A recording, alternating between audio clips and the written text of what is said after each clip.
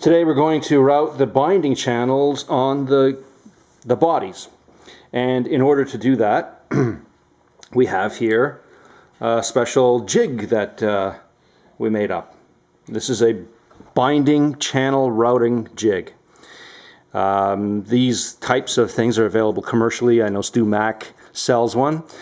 But we kind of just sketched one up, and my dad here built it. So why don't you show us how this thing works? It's just a couple of drawer slides. Not just simple. Yeah. With the router mounted in it, we've got the special binding jig. Follower bearings of different sizes give us different depths for binding. This donut here, we just made this from some scrap pieces of ebony that were lying around the shop. And so what happens is, this whole thing sits on top of the table. Go ahead and prop it up. And there's a little ledge that we made back here so that it can sit, or so that it can be clamped to the table. There we go. And the whole idea is that because the Les Paul has an arch top, you can't just sit a router on it, otherwise it's going to be tipped, and then the channel, the routing, the binding channel is going to be off. It's going to be tipped in, and then it'll vary in height, especially when you get around to this area where it's a little more drastic. So with this jig, this keeps the router always perpendicular to the plane that the body is on, and the body is just going to ride on this plane. We're just going to spin it around, and going to ride it on that little donut. That little donut's only really touching about maybe a little more than 1/4 of an inch of the edge, so that we can have a uniform channel all the way around. All right, let's get into action. All right, so we're going to employ the same climb cutting technique so that when we go against the grain, we minimize the chance of tearing out. So I'm just going to mark it out here, here, here, there, there, there, here. Okay. And here. And here, yeah. So this one goes that way. This one goes that way. That way. There.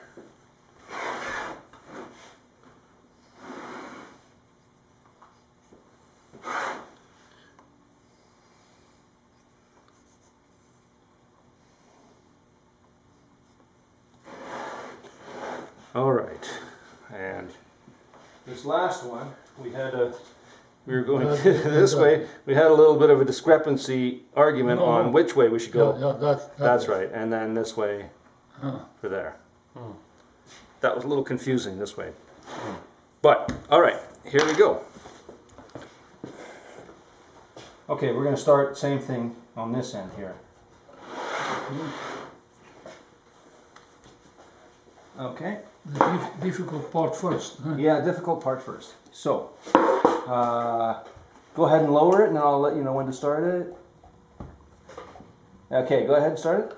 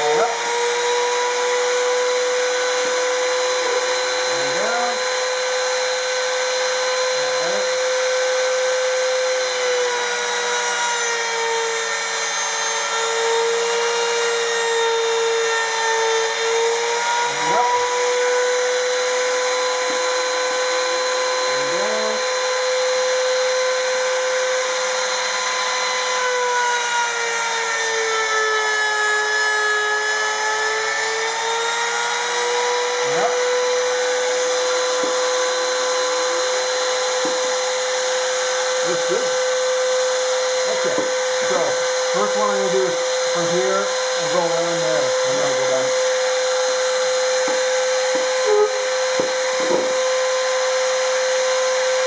And up.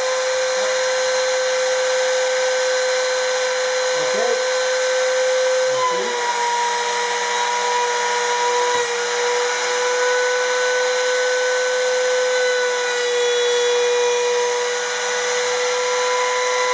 And up. And down.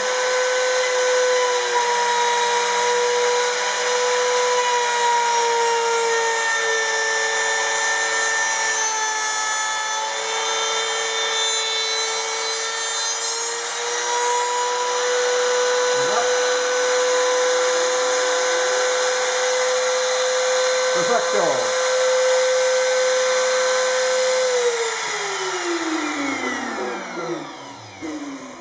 That was fast. That looks good. Yeah. And that's our binding channel.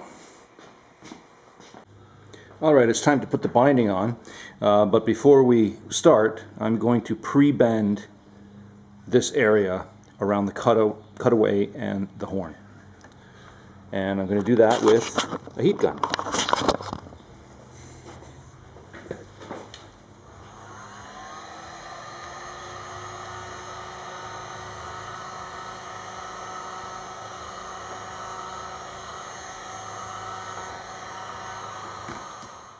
Alright, so now that I've got the initial bend in this piece of binding, I'm just going to heat it up free in the air. And that way I can do the whole thing a little more evenly than, and especially I don't want to really be directing too much heat straight at this wood. And then we'll just stick it in there once it gets a little noodly and shape it.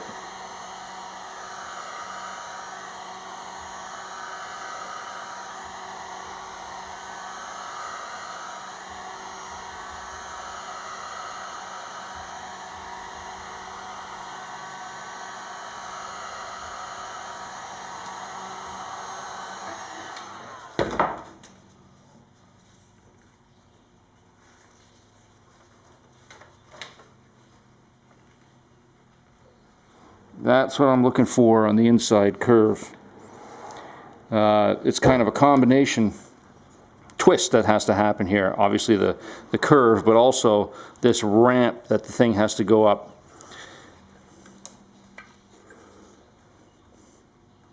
Without heat, this would be really difficult. I'll just hold that there until it cools, and then we'll move on to the tip of the horn. Alright, I've got this inside curve done and just held in place with some tape. Now the tricky part is getting around this corner and making it tight. What we want to do is make it so that there are no gaps in between the binding and the wood once it's actually glued in.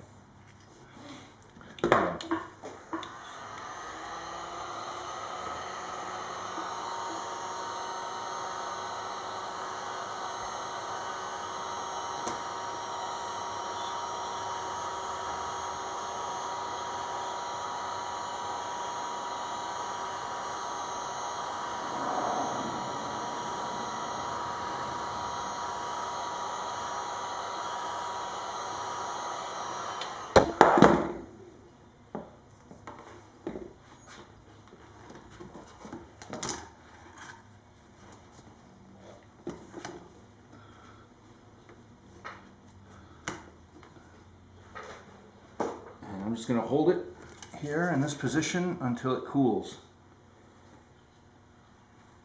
So I'm pushing down on it and pinching it and making sure that there are no gaps anywhere. There's a little bit of a gap right there, but we'll take care of that later. Just as long as I get this actual tip of the horn right now. Ta-da! Excellent, that's the hardest part. So we are now going to install the binding on the bodies. What I've done here is I've pre-bent the horn and cutaway section, because this is the section that always has the most problems, gaps. around the horn, that kind of thing. So this fits nicely now. The rest of it we're not worried about. I'm just going to tape the narrow waist part here into place just to hold it, and then we're going to wrap this cotton twill material around the whole guitar. This is called twill tape in the theater industry. Anyway, let's go. We're going to use Sigment binding glue.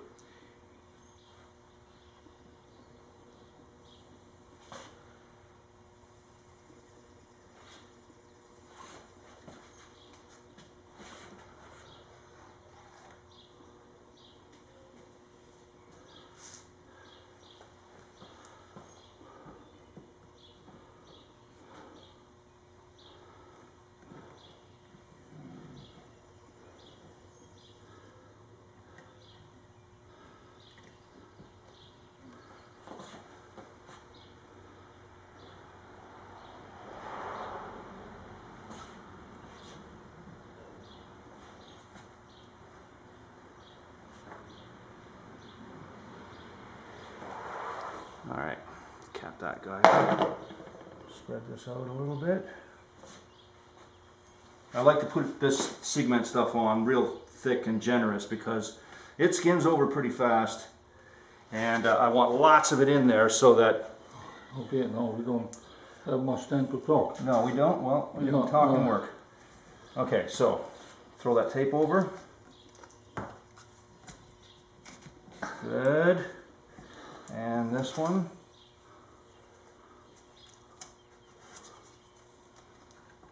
Good. Now let's get this horn taped up. Cut away. That's good. Good. Good. All right. And just wrap it around.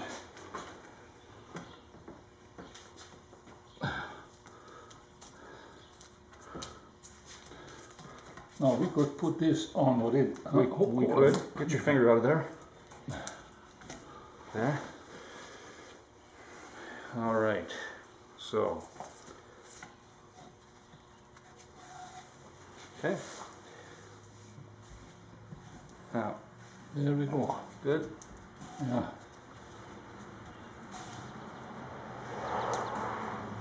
Yeah, yeah. So the first thing I want to make sure of is that the inside curves are as tight as possible, and that means the horn area and the waist. Let's get this over.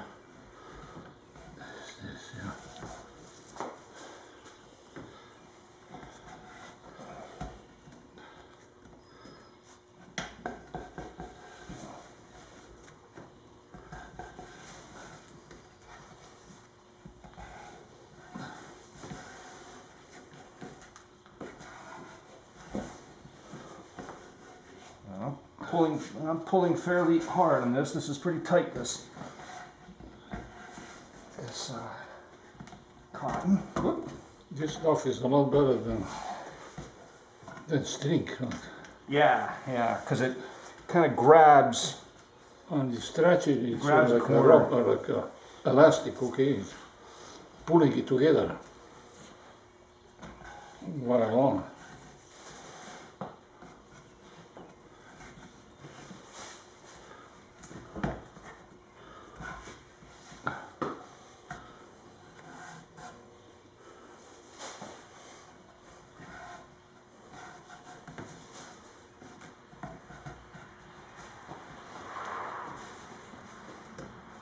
All right, I'll do the lower bouts here.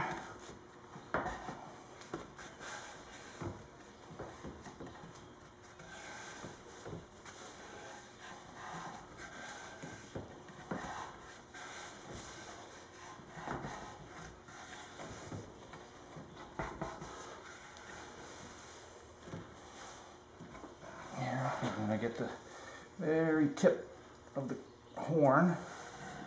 So I'm going to spread this out like this. right? Okay. Ooh, pull hard. Oh, did it squish it? Oh, okay, oh, that's cool. We'll do another one. There.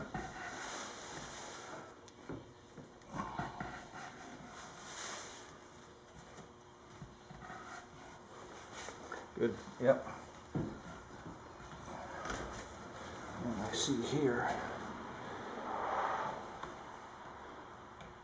right on the edge. I'm gonna go right around the up there.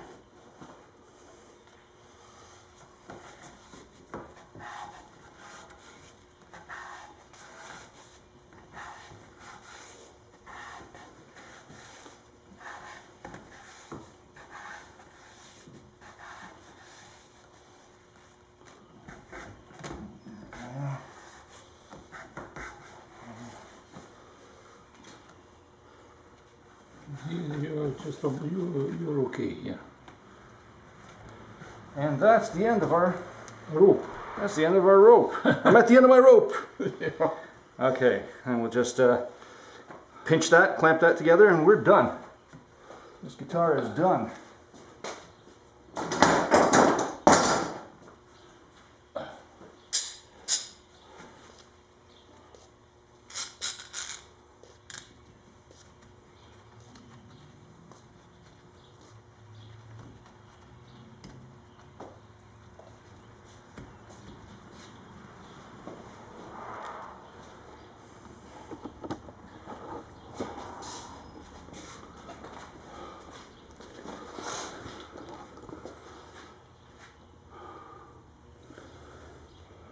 Such a fiddly pain, this binding business, eh? Look at him, he's worn out. Okay. You're gonna do the third one too? No, we're out. Oh, thanks. What, you out? We're out of this. Oh. All right, so here it is, all dry. Let's take it apart and see if it's good.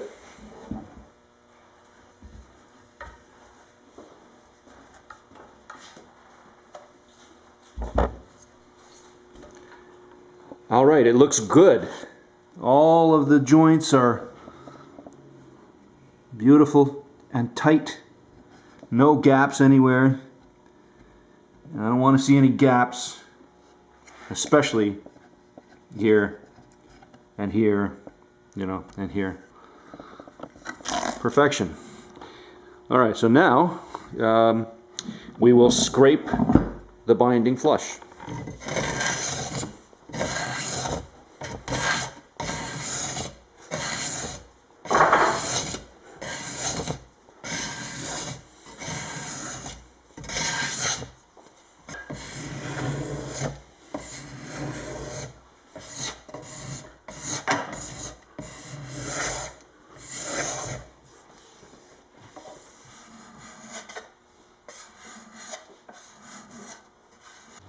All right, now then, to level the binding down flush to the top, I'm going to use a French curve scraper.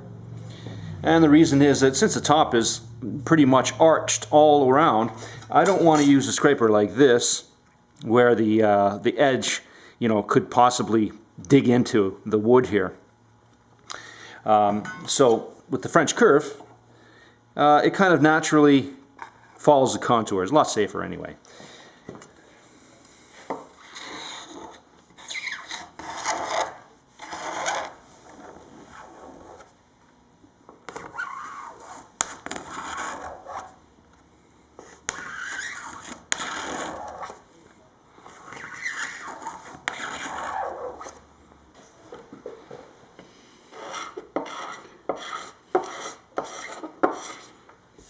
The other thing I'm concentrating on when I'm scraping the binding too is that I don't want to tip the binding over. Like, imagine if I was using a straight one, a straight scraper, I want to keep the binding on the same plane as the beginning of the little curve here, which is almost pretty much straight. The last thing I want to do is actually tip it so that the binding is tipped like that. So that's why I kind of hold the scraper. I've got my finger as a stop, and I find just the right angle to hold this at, so that I'm basically taking off the binding, and then when the scraper just touches the maple, the binding is flush and it's on the same plane as the maple. And this one is done.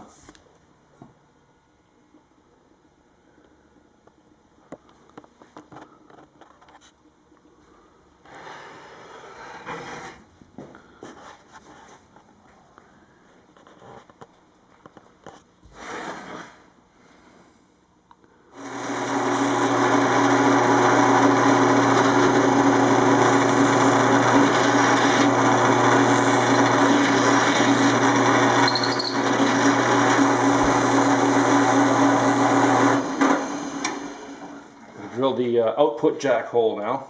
This is a 1-inch Forstner bit, and I just lined up. I just drew a line here for my alignment.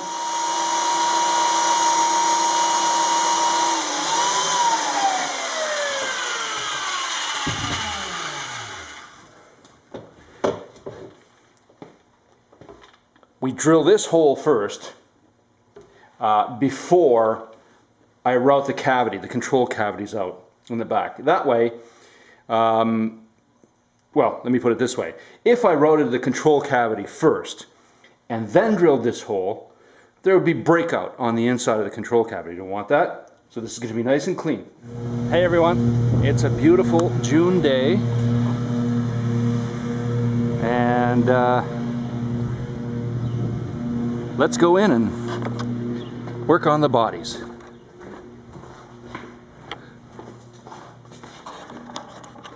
We're going to route the cavities, the control cavity. First I'm going to hog the waste material out with a Forstner bit, just so I don't wear out my router bits. And it's kind of quicker anyway.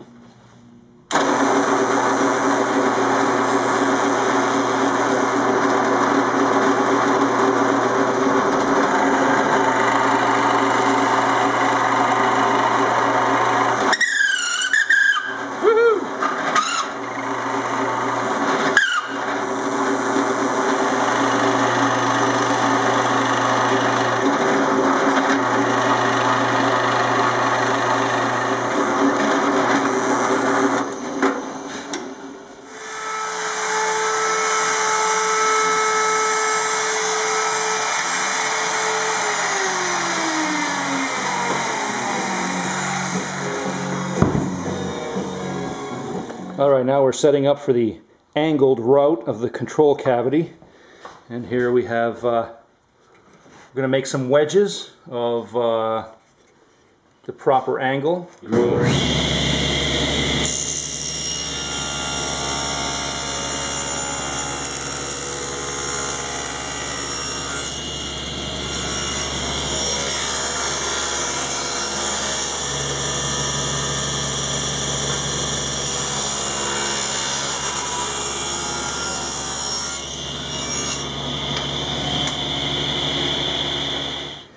Alright, so here's our jig for doing the angled route in the control cavity. We have here a couple of 8 degree, what are these, 8 or 8.5 degrees? 8.5 degree wedges. And we're going to do the masking tape and super glue stick to here. So I've got a nice spiral router bit, a 1/2-inch shank, and this is a long one. It's like 3.5 inches long, and it's a fairly big router as well. 3.5 horsepower. 3.5 horsepower, yeah. Don't want to use a little router for something like this, you know, because it can be kind of scary operation. Anyway, let's have a go. This is the first pass. And this kind of router bit, I've got no roller bearing or any kind of bearing to follow a template on. The shaft of the bit is actually going to follow the template.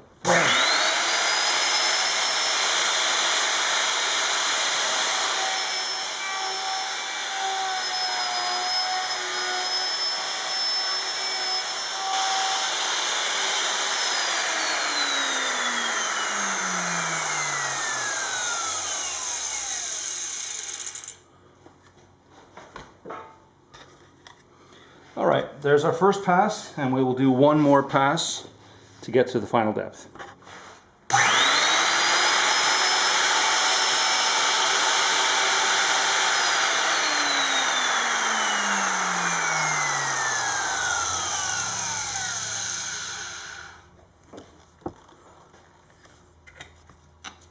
Looks good.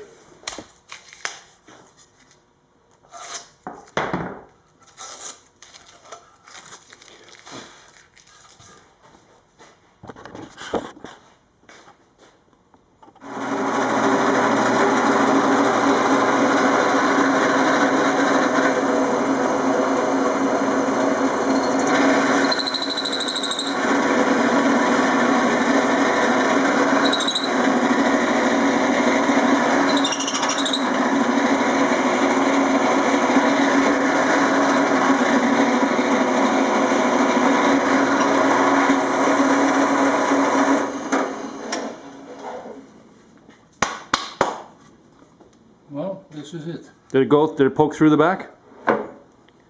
Did it poke through the back? You gotta go right through? Yeah. I had it set so that the needle, that the point was poking right through the back. Oh, I thought that they didn't go any farther.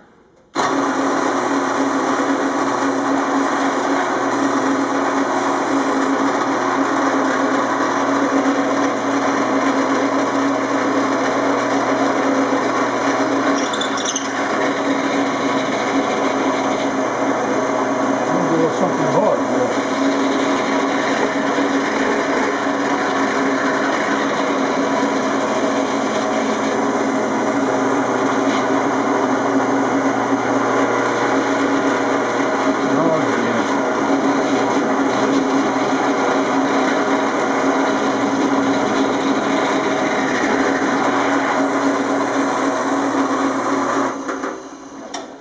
Now is the end. Yeah. Uh-huh. Yeah.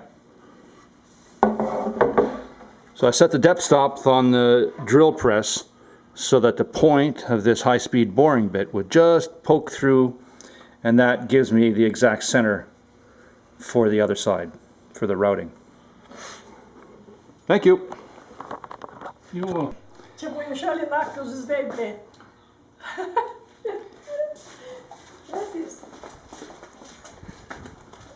So it looks like we got the big kerfuffle here is some barn swallows. no loose? Yeah, sure, why not? No light, because it'll adjust it. Oh, look at these guys. Barn swallows. So that is something. Hello, little fellers.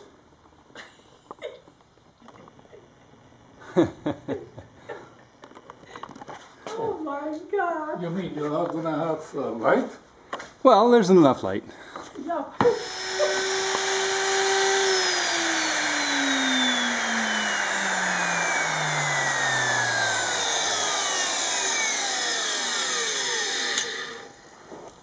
Okay.